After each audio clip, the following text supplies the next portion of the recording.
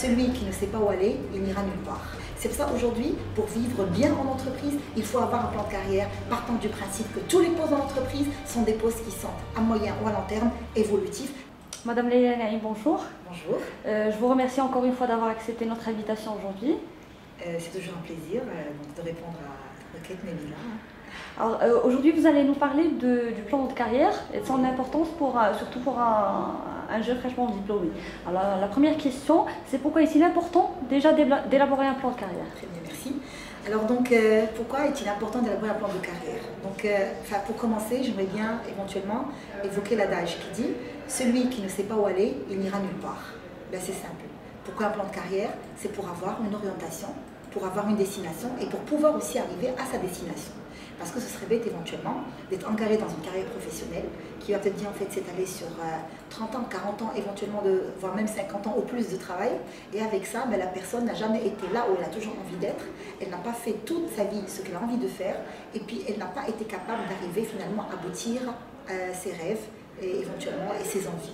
Donc pourquoi un plan de carrière? C'est aussi pour nous permettre carrément, ou pour permettre à un jeune lauréat de se faire une destination, une stratégie, d'orientation, de réorientation, pourquoi pas, d'évolution de carrière qui va lui permettre à moyen et à long terme de réaliser ses rêves et d'arriver à bout carrément de ses objectifs.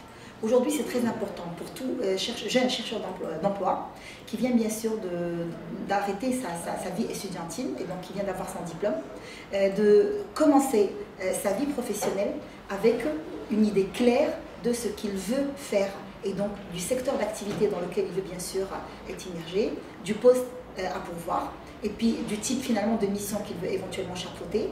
Et puis aussi, il devrait avoir une idée claire de la stratégie à suivre, les étapes à suivre pour pouvoir atteindre son objectif à moyen et à long terme, mais également de tous les moyens qui seraient éventuellement à sa disposition, personnel, psychologique, un réseau relationnel, pourquoi pas. Donc d'avoir finalement, on va dire, de mettre à sa disposition tous les moyens, humains, financiers ou logistiques ou autres, qui lui permettraient de réaliser ses rêves. Donc aujourd'hui, c'est un impératif pour tout jeune chercheur d'emploi.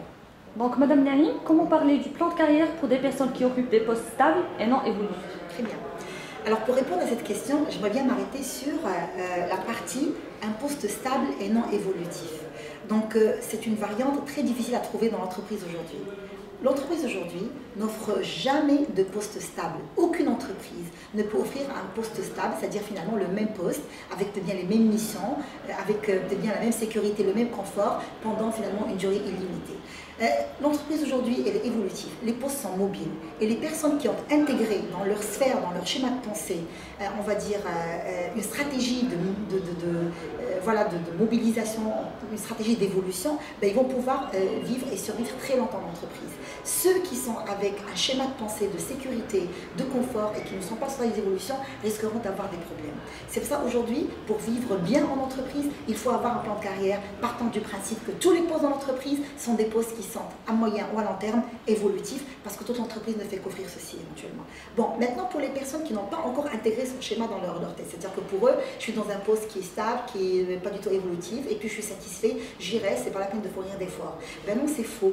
À ces personnes-là, j'ai envie franchement de dire aujourd'hui, avoir un plan de carrière, c'est une façon qui va leur permettre de contourner les mauvaises surprises.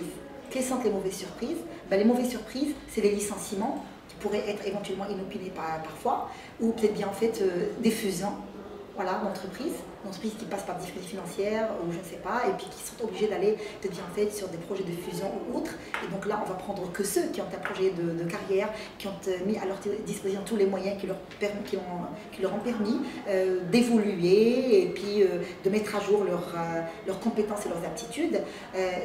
Bref, c'est une façon un peu de surveiller leurs arrières. Mais c'est aussi une façon de contourner aussi les bonnes surprises, dans le sens où il y a une nouvelle opportunité qui se propose dans l'entreprise, il y a de nouveaux postes qui se proposent dans l'entreprise aussi, il y a des évolutions de carrière, il y a de nouvelles formations, peut-être bien qui sont offertes par l'entreprise. Bon, il y a de nouvelles opportunités à droite et à gauche. Et donc, quand j'ai un plan de carrière, j'ai quand même cette capacité qui me permet d'identifier une opportunité et de pouvoir saisir cette opportunité. Par contre, quand je n'ai pas un plan de carrière en tête, je n'arrive pas à identifier les bonnes opportunités et du coup, je n'arrive pas à m'orienter du point de vue carrière et c'est dommage, c'est franchement dommage. Et puis, tout bêtement, avoir un plan de carrière, c'est mettre à sa disposition les moyens qui lui permettent de réaliser ce plan de carrière.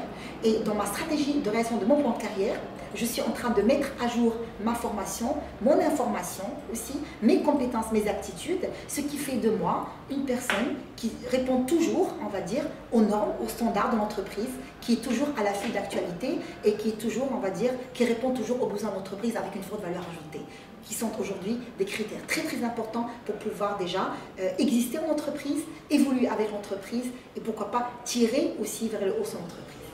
Quelles sont donc les conditions pour réussir son plan de carrière? Très bien. Alors pour réussir un plan de carrière, on a besoin d'avoir d'abord une envie, un rêve. Un plan de carrière, ça démarre par une envie, un rêve.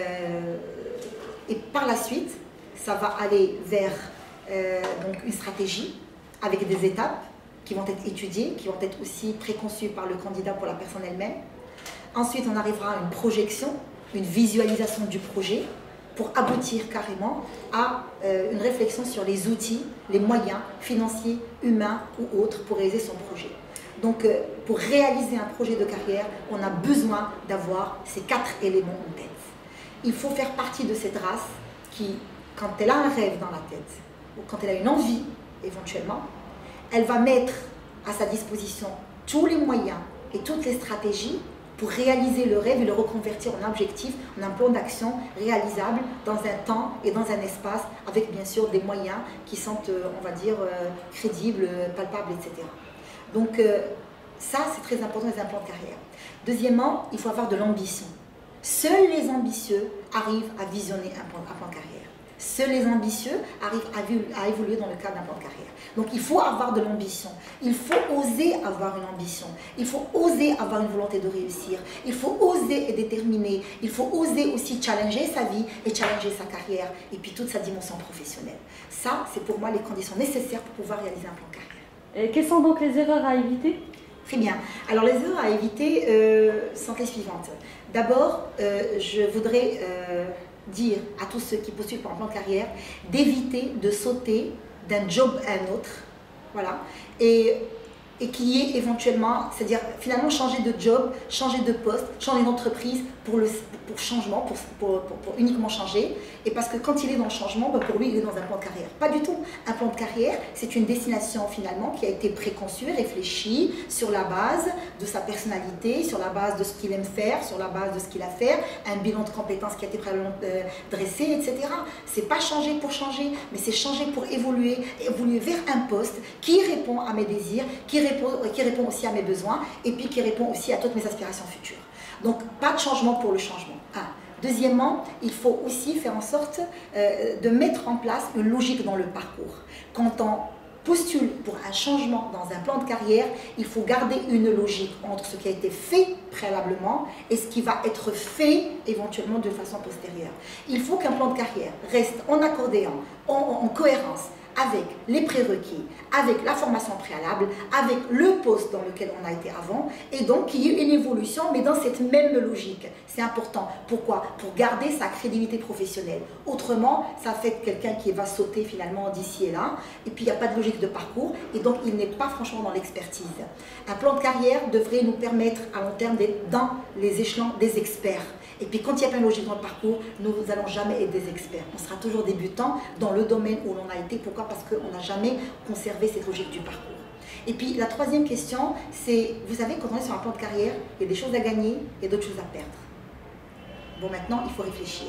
Quels sont les tenants, les aboutissants, et quels sont les enjeux de cette, on va dire, implication dans un plan de carrière. Il faut bien réfléchir les motivations qui me poussent à évoluer, qui me poussent à changer. Il faut réfléchir ces motivations, il faut réfléchir ce qui a gagné, ce qui a à perdre. Et puis quand ce qui a gagné répond beaucoup plus et davantage à ce que j'ai envie de réaliser, mais également il ne va pas peut-être bien en fait remettre en cause tout ce que j'ai acquis et sur lequel je capitalise aujourd'hui, c'est donc une belle orientation, c'est un bon choix, il faut y aller. Je vous remercie encore une fois et je vous souhaite une très bonne continuation. Merci beaucoup Madame Nabila Kampoukra, c'est toujours un plaisir.